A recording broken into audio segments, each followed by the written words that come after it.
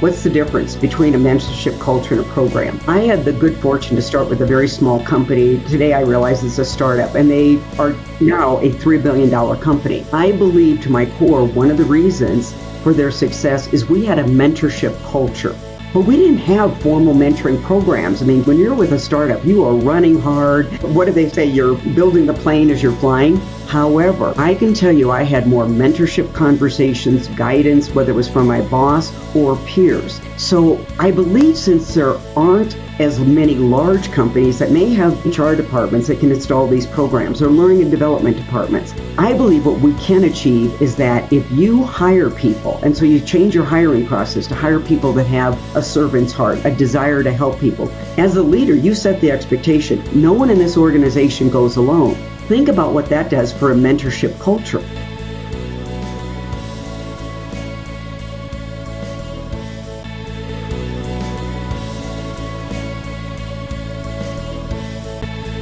Hey, Uncommon Leaders, welcome back. This is the Uncommon Leader Podcast. I'm your host, John Gallagher. My guest today is Colleen Stanley. And while her history that we'll talk about today is really about success in sales, she's written 2 best-selling books on the sales success process. We're really here today to talk about her newest mission and her newest passion. And that's her most recent book on mentoring. Looking forward to really learning about the ROI, the return on investment of a mentorship culture inside of organizations. I think you're going to love to hear some of the stories that she shares with regards to people that have impacted her life, as well as stories of other leaders who share the power of mentorship.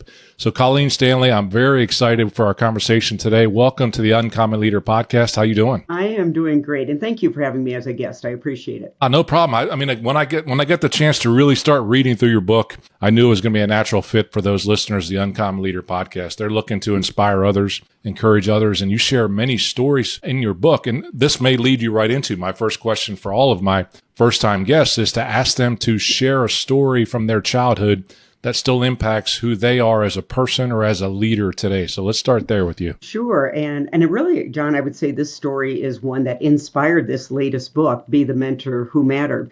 When I was 14, my brother John was killed in a car accident. You know, like any brother, I'm sure in most families, he was a beloved brother. I mean, he was charismatic, he was kind, good looking, athletic, and generous. And so, you know, it devastated the family. And then within a year, my parents divorced. And so what happened is in the course of a year, my parents really were, really just unable to provide some of that emotional support. However, I lived in a small farming community in Iowa, and the people in that community knew our business. You know, the old joke is everybody's in your business in a small community. Well, I'm grateful they were, because a lot of those people stepped up. And they mentored, they helped, and they counseled without any judgment, on the family or how it was being handled. So I would say that origin story is the one that really made me, as I get to this point in my life, be so grateful for those people that were looking up and around and being able to help me as that 14-year-old trying to make my way. Love that. And I love the story and the impact that it has. And again, as we go through and learn about mentors, sometimes it is those tragic events in our life where we find individuals who are going to impact us for a long time, and they stick with us over time as well. Well, again, I touched on this a little bit in the introduction. Your success has been really written with regards to your sales prowess, if you will. You've been ranked in the top by Salesforce in terms of being in the sales training space. You even got to number 1 in 2024 in one of the rankings that existed in terms of sales mastery, yet now you're turning it over into this mentoring piece. So how did you get to writing a book on mentoring after 2 bestsellers about the sales process? And who did you write it for? So 2 questions there. How did the idea come about? Well, I call it was the divine download. I'm literally hiking in the foothills of Colorado. And John, out of the blue comes this, be the mentor who mattered. And I'm thinking, where did that come from? But I went home and bought the URL. And if I backtrack, what I realize is every morning, because I do teach emotional intelligence, I always start my morning in solitude, prayer, reading something positive. And in that time, what I recognized, I had always mentally, in my gratitude moments, been running through the list of mentors that showed up in my life. And I was giving thanks for them. So I think just over the years, me having this practice around emotional intelligence and being grateful for mentors then led to me writing this book. The book, who it's written for, it's interesting because I really had to make a decision. Am I going to make this another sales book? And there are a lot of stories about sales because that's the world I played in for, and still do for 30 some years. However, I do want the stories to resonate with somebody that's outside of the sales profession. And that's where we gathered 25 stories from people in the military, healthcare, academia. And I think all of those stories, regardless of what industry you're in, they can help you be a better person. If you're in a leadership position, a better leader. And so I would say it was written for the masses, unlike my very narrow sales niche before. I love that. I mean, look, the definition of a mentor, let me ask you that question first, because you actually give it a very simple definition. Many people think about mentors as, they have to be spending time, very focused and intentional time. What is a mentor to you? I was glad that a friend of mine posed that question as she read through the book, the first draft. And what I realized, and this is based on my life experience, it's anyone that shows up, they're a role model. And sometimes, John, my mentors are book role models. You and I were just talking about John Maxwell. I have never met him. However, he's been a mentor to many just through the writings. But it could be somebody that, just models how they lead their life. They've actually given you formal mentorship, but it can also happen in moments. So I think it's anyone that's helped you.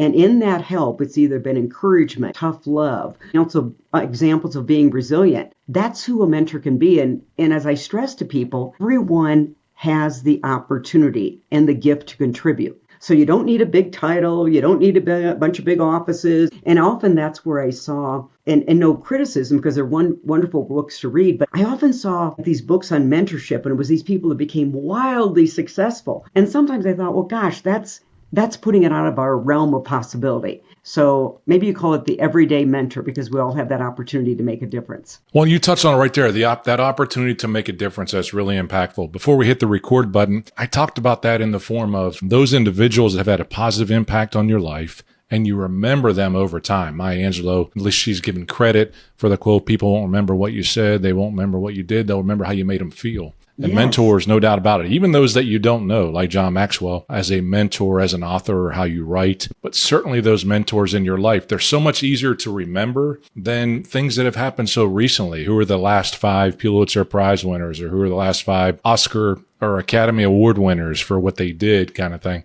We don't remember those names because they didn't impact our life directly. Yet when we look back over the course of an entire life, it's so much easier to remember those names. And that's where I see the power of the mentor coming out as someone who's made an impact. I wanted to ask you about your very first story that you wrote about someone who impacted you that I thought was really fun, because I think we share this. And that was a nun in your life at Catholic school. Tell me a little bit about that story and how she impacted your life. So I grew up in a very small farming community, but within that community, there was a high population of Catholics. And so I went to Catholic school for 8 years, and Sister Emma was the principal. And what I believe to this day is even subconsciously, some of those seeds she planted in me. So for example, Sister Emma was the first nun that when you could get rid of the traditional garb, maybe that's not the right word, she went to the more modern uniform, right? And then she could play the piano like a whiz.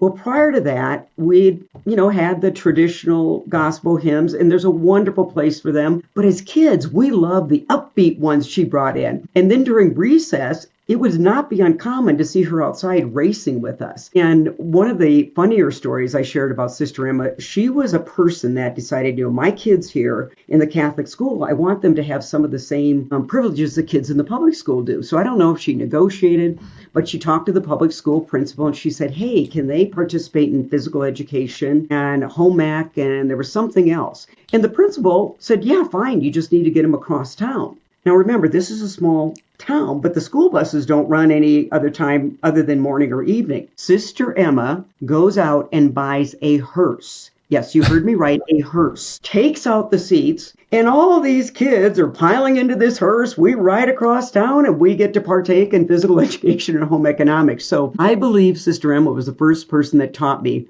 where there's a will, there's a way. And secondly, you don't have to do it the traditional way. Play new music, race with the kids outside. So she was a very positive influence. I love that. I mean, I would say that Sister 𝐘𝐿𝐵𝐧 in my life, she was my 5th grade math teacher. She was a nun as well that would be outside in recess. You could see her pitching for the kickball games or Yes. frankly participating in the water balloon fights as well that we had on the last day of school. I'll never forget that when she had thrown, and she was a lefty too. She was, of course, she swung the paddle like that too. So many things in your story, by the way, that cannot happen today. Riding in the back of our hearse in general, and kids in no seatbelt and things like that. So many things that just wouldn't happen today. But the persistence that she had in making that happen has been so really cool. I know I'm going to get to some of these other stories inside of your book, but let's talk about some of the things within mentoring this area. You talk about a term inside of your book called Phobbing. What is Phobbing, and what does that have to do with mentoring? So Phobbing is a term that came from a study done in Israel. And in real simple terms, it's people that can't put their phones down. And we see it all the time. And now finally, I think we are seeing where the social scientists, the academics are saying, and just common sense is saying, you know what, when you're phobbing somebody, you interfere with the quality and the quantity of conversations. Because, John, I bet you've had a situation where you're talking to someone, you actually think, the conversation is interesting, and all of a sudden that little smartphone, which I believe is making us dumber if you're not knowing how to manage it, they'll bring it out, and you're sitting there, okay, who do I talk to? Do I finish this sentence? And so the term phobbing is basically when you're not being fully present, you're pulling out that smartphone and you're phobbing somebody. Love that. And we shouldn't do that. I just some of those fun terms that are there. You talk about, there's a story inside your book. And folks, I encourage you to get the book just for these stories that are there where you fired a client for phobbing, I believe, that they were so focused on their phone and their computers that they weren't focusing on the sales experience and training that you were trying to bring them. And then ultimately you think about that inside of organizations. And here's another mentoring question, is that becomes part of the culture. That phobbing becomes part of the culture. Now, in organizations, many of the folks listening in are executives or managers, and we want to have mentoring inside of our organizations. You talk about the difference in a mentoring program and a mentoring culture. Tell me the difference in the two, and how do I convince, we'll say, upper management that mentoring is important or there's an ROI on mentoring? Well, two things. Let's take a look at the first question. What's the difference between a mentorship culture and a program? I had the good fortune to start with a very small company. Today, I realize it's a startup, and they are now a $3 billion company. I believe to my core, one of the reasons for their success is we had a mentorship culture. But we didn't have formal mentoring programs. I mean, John, when you're with a startup, you are running hard. What do they say? You're building the plane as you're flying. However, I can tell you I had more mentorship conversations, guidance, whether it was from my boss or peers. So I believe since there aren't as many large companies that may have HR departments that can install these programs or learning and development departments, I believe what we can achieve is that if you hire people, and so you change your hiring process to hire people that have a servant's heart, a desire to help people. As a leader, you set the expectation. No one in this organization goes alone. Think about what that does for a mentorship culture. So you don't have to have the formulaic program. It doesn't mean it's not successful, but I find a lot of people when they look at a formal program, they go, we don't have time for one more program. We don't have the expertise or the manpower. So if you have everybody just looking up and around, not down at their phones, you might spot somebody in a meeting, and let's say it's a young professional, and that young professional spoke up in the meeting, and maybe they got shut down by either a clueless person or just a dominant personality. Well, you can take that person aside and say, hey, I noticed in the meeting you shut down after that. Let's talk about that and how you want to handle it the next time. That can be one conversation that changes the trajectory of that person. So that's what I mean about the mentorship program and the difference between the culture. I love that and different. So, I mean, clearly more important to have that culture inside of that than just the checking the boxes, if you will, inside a program. And again, the other side of that is that the upper manager says, well, there's no return on it. So how do you help them understand there's a return on investment in a mentoring culture in an organization? So you can actually get on the internet and do a search on this, okay? And I could cite stats for days on this, but let me give you a couple. So we talk about retention, right? Well, organizations that have a mentorship culture or a formal program with millennials, they are likely to say 5 years or longer. Now think about that. We always say, oh, this is a generation that job hops or this, but when you take a look at the cost of turnover, that can amount to $850,000. Companies with formal mentorship programs, they've been shown that they make 2x the profit.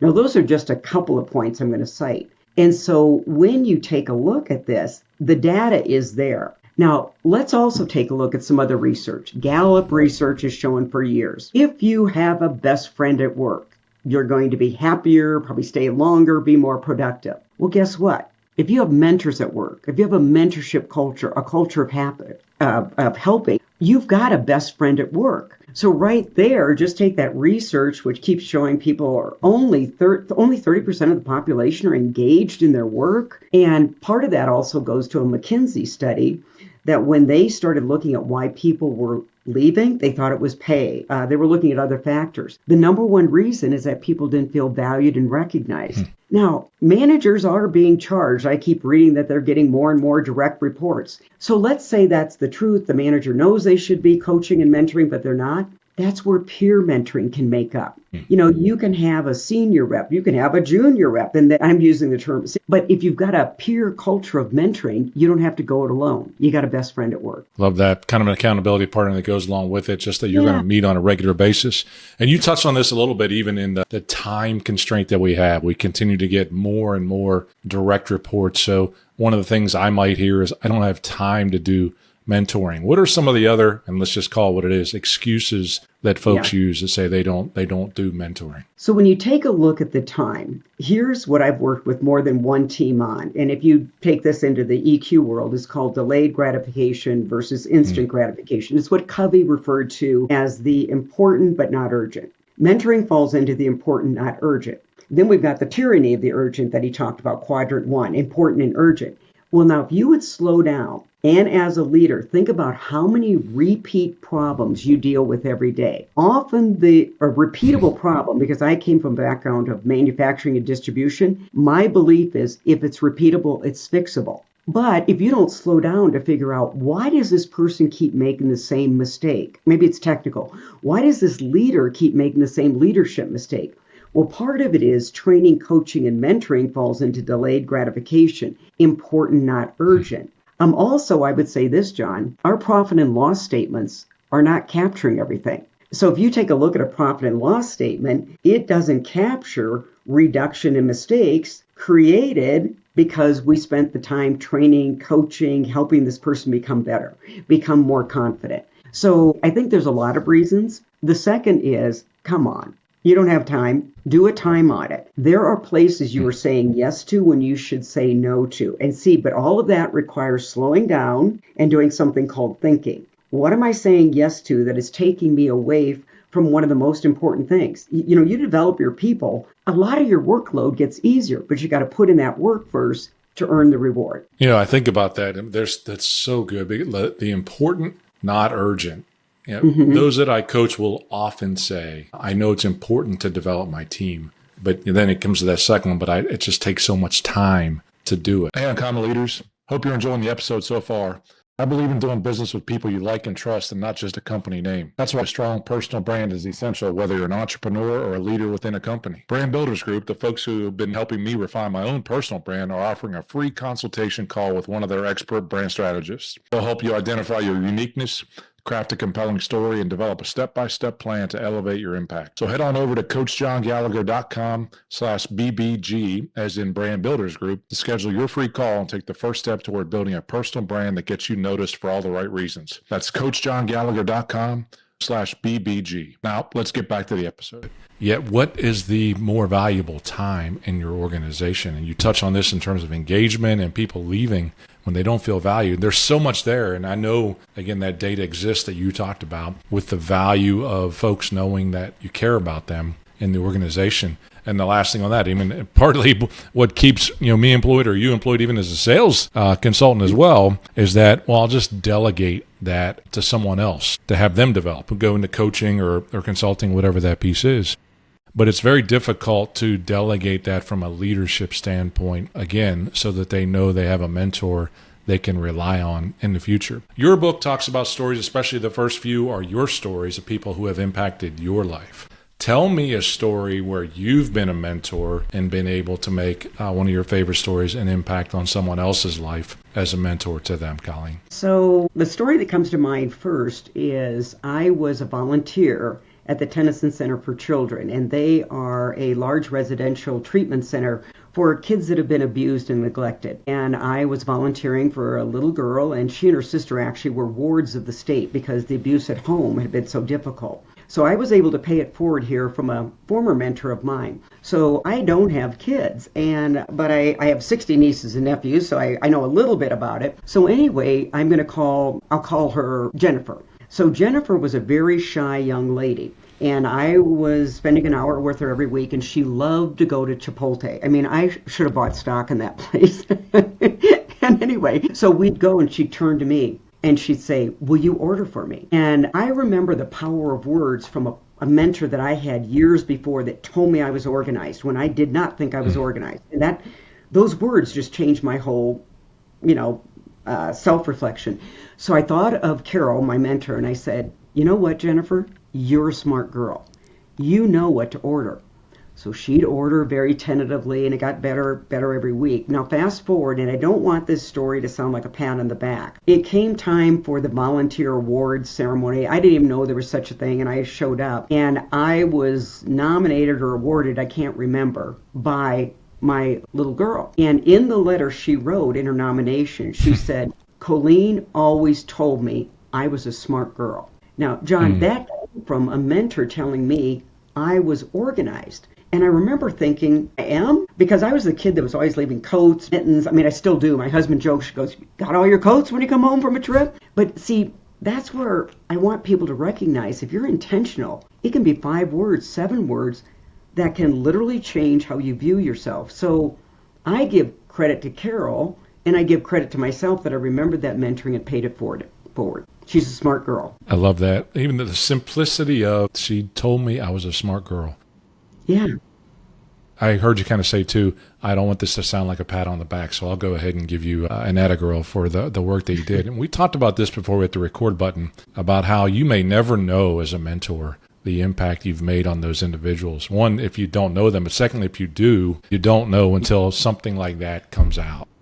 Yes. I think that's the greatest story ever told when that happens, and I would melt if somebody did that in front of me. So well done. I think that is really cool. So many times there are individuals who, and you use this, one of the steps you talk about is eliminate self-limiting beliefs on getting started.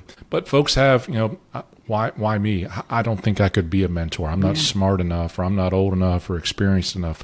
How do you answer that when they say, I can't be a mentor? Well, the first thing that we have to recognize, they have a self-limiting belief. And anytime you spot that, you can't go into tell mode. John, you've learned this over the years. If you're telling, it's your data, not theirs. You could ask a series of questions, but I also point out examples for example, there are some people that are blessed with being an encouragement mentor. I mean, these are the people that when you get into their purview, their influence, you're not being judged. They say, "Come as you are." And these people are natural encouragers, and what they do is they create something called the Pygmalion effect. And the Pygmalion effect is that they have the potential to see you as you could be, not as you are. And by you simply, transferring that belief and that optimism, you help people achieve a next level.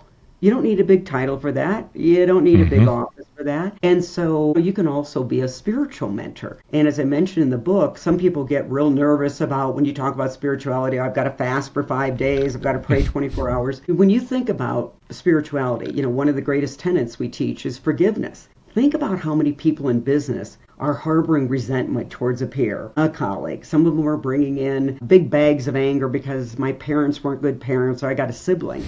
And that's a heavy load that prevents you from leading your best life. Sometimes spiritual mentors just simply help you realize that, time to forgive, time to let it go.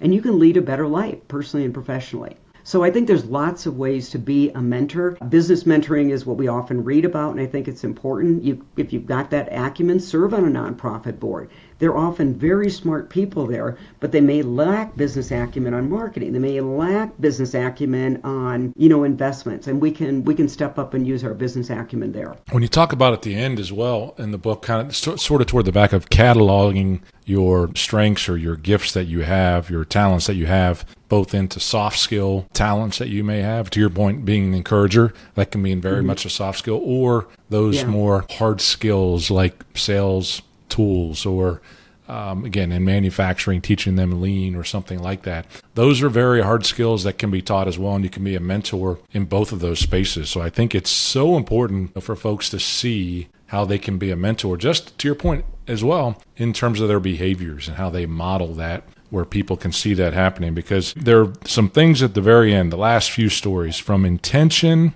to impact. I often use this saying, we can have the best intention of the world, but if we don't have discipline with that intention, we'll just make excuses. You put the two together, intention and discipline, and you get excellence. I think it is there in mentoring as well. We must be intentional. We must find the time. We must make that happen. You say, who me? Who me? Yes, you. And you quote Irma Bombeck, which I love that quote as well. At the end of my time here on earth, I want to know that I've used it all up. How do you encourage folks? How do you tell them to get in the game and make that happen? And so that one, I think we have to deal with. We dealt with one myth, and I'm going to call it a myth, John. I'm not qualified, right? So you can be a resiliency mentor. You can be an encouragement mentor, spiritual mentor, tough love mentor. Then let's take a look at the excuse of time. So I encourage people to do a time audit. And again, look at what you're saying yes to, maybe you should be saying no to, but then get creative. So for example, if you're a busy manager, well, you know what? Ask somebody to drive you to the airport. You can get 45 minutes of mentoring there. And the example I use in the book, I belong to the National Speakers Association. And we always have somebody pick up the speaker at the airport, for hospitality. Well, guess what? That speaker, you're getting a lot of mentoring there. If you're already working out, invite a mentee to work out with you. If you're taking a hike, you can have a wonderful conversation for 30 or 45 minutes. So you can get very creative as as a leader. You can have a panel, whether it's Zoom or in person. You can bring back seasoned veterans, maybe people that have retired. And I know you said John Maxwell's next book is on failure. I think one of the greatest things you can do is have seasoned professionals tell about their worst failure. I mean, they're usually funny as the dog, right? I remember when I was trying to build this business and I had some event and I was going to be the speaker and I was collaborating with another referral partner. John, one person showed up. One person. So now you fast forward. I don't even think that person was in sales. And so you fast forward. Yeah, she's the number one, so-and-so. But nobody knows. And so it gives encouragement to people going, she landed here, but she was speaking to one person. Or I had somebody in a marketing, where, again, when I was building the business, the group was all retired. One person fell asleep. But what was great is the person that had hired me for that event, or wasn't even hired, it was a free marketing talk. She had access to another association of which I was hired, and guess what? Lots of great things happen. So I think, get those failure stories out there too. So good. Now, you talked about those stories and the failures of successful individuals who have overcome. We're most powerfully positioned to help the person that we used to be is something that, I often quote ROI Of on, no doubt about it. You've got stories from over 20 people inside of your book. Is there a favorite one that you like that you kind of read over and you just chuckle, or you shake your head and say that was a really cool story?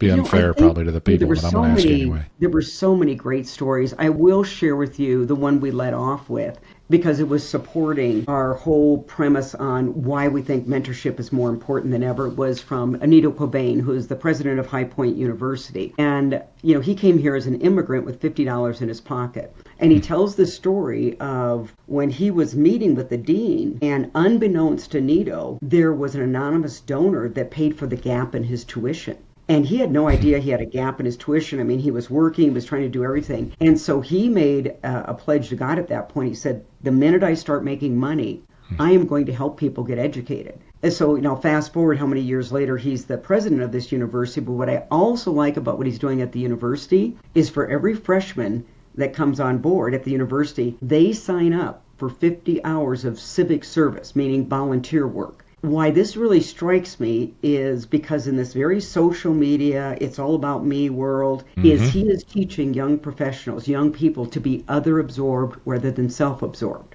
Now think about where that started, an anonymous donor. how many of us have money right now that we could be contributing to somebody's scholarship and they don't even need to know it, right? So I think that story landed on me for so many reasons, because I do get worried, and it's one of the reasons we wrote the book, the impact of social media, the unintended consequences, as we called it, of social media and technology. More self-absorption, breakdown in community. We're disconnected even though we're connected. So that's why that story really resonated. Love that. So I think, you touched on this inside of the book of getting started.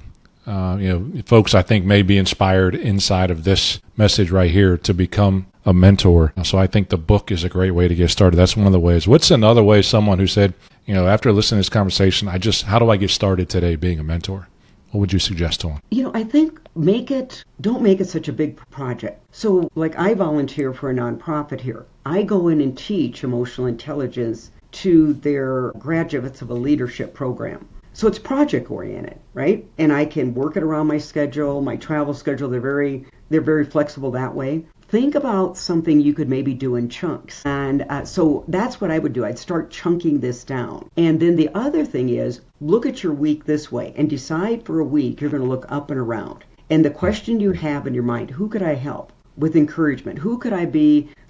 You can be a resiliency mentor. Everyone, John, and you've been around this planet long enough, is going through something. And Absolutely. how you go through something can be a model for other people. It's the old saying, you come out better, not bitter. And so I believe I can be at the grocery store and I can compliment the clerk, because I don't really like doing that self-checkout. I always screw it up. I spend more time self-checking out than I do waiting in line. Yeah, you see the blinking light. They're like, oh, no, there's this person needs help over here again. What is this? Yeah. But, it can be as simple as, how's your day going? I have no idea how you get these groceries through as fast. Somebody just paid attention to them. Now, you may not, many people would argue that's a mentor moment. I think it is. Maybe I made somebody feel more important that day. Maybe I made them recognize that their job is important. It's not easy. Back to that Maya Angelou quote, doesn't matter if you went through the line with them and they were doing the work, you made them feel special with regards to what was happening. All right, speaking of feeling special, because we have flown through our time, I do want you to maybe lift yourself up here just a little bit. You go on stages all the time. You're speaking about sales. You're training people on sales. Now, the mentoring is providing you the opportunity to talk about that as well. You don't get to speak to just one person anymore. You get to speak to many. When you walk up on the stage, what's the walk-up song they play for you when you walk up on stage? Gloria Gaynor, Get On Your Feet. That tells you my age. Love that. Now, would you sing it on karaoke as well? Get on your feet, get up and make it happen. All right. I don't think I've had anyone get. Yeah. Hey, karaoke was never about good. It was about courage. Right. It's what karaoke's about, absolutely, and not being afraid to embarrass yourself as a mentor. And I'm not saying you did either. That would be something that I would do on the podcast, is to start to sing. This has been a great conversation. I know the folks who have listened are going to find great value, and I would encourage them to go out and get your book as well. And if they're interested in sales, to really follow you on YouTube as well. You've got some great sales training videos out there on emotional, as you said, on the emotional intelligence side, as well as ultimately being inspired in that sales process side as well. So thank you so much for adding value. I'll bring the last question to you, give you the last word that I ask all my first-time guests, and I'm going to give you a billboard. You can put any message that you want to put on that billboard. What's the message that you put on it, and why do you put it on there? The billboard is make a difference, be the difference. Love that. Make a difference. And I love the B side of that as well. That's how you live that, how you make that happen. So good. How do folks get in touch with you, Colleen, learn more about you? I mentioned the YouTube page. Where can they get in touch with you? They can go to our webpage. We actually have a lot of free resources there. It's salesleadershipdevelopment.com. And that also has a page on our mentorship workshops we offer on that. It's got the book resources, lots of other, again, free resources there. I'm pretty active on LinkedIn, so I encourage them to reach out to me on LinkedIn as well. So excellent. Salesleadershipdevelopment.com. That's a great domain. You must have got that one a little ways back. 26 years ago, yes. Okay. I was going to say that's one that you would. Some folks would have had to work for to buy that one. Really good. Excellent. We'll put a link to that in the show notes. Again, Colleen Stanley, it's been great having you on as a guest on the Uncommon Leader podcast. Wish you all the best in the future. Thank you. I appreciate this opportunity to talk about our new mission and passion, mentorship. Amen. Colleen was such a great guest. I had a great time on that conversation with her. I certainly loved the conversation about the running nun and some of the things that just kind of aligned with the way that I grew up as well as a kid. But mentors in our lives are so important. I would encourage you to be a mentor to somebody today, and just know that you may not even know. She talked about it could be as simple as saying hello to somebody in the checkout line, or as detailed as being a mentor when you stack habits like exercise or a fitness outside, that you could have someone with you, or a formal mentoring culture that you're trying to build inside of your organization. So if you heard something on here that tremendously impacted you, just put a comment down in the notes. Love to hear from you and what that meant to you. Also, please share it on your platform. That's the way we get into the hands of more listeners to the Uncommon Leader podcast just like you. Until next time, go and grow champions.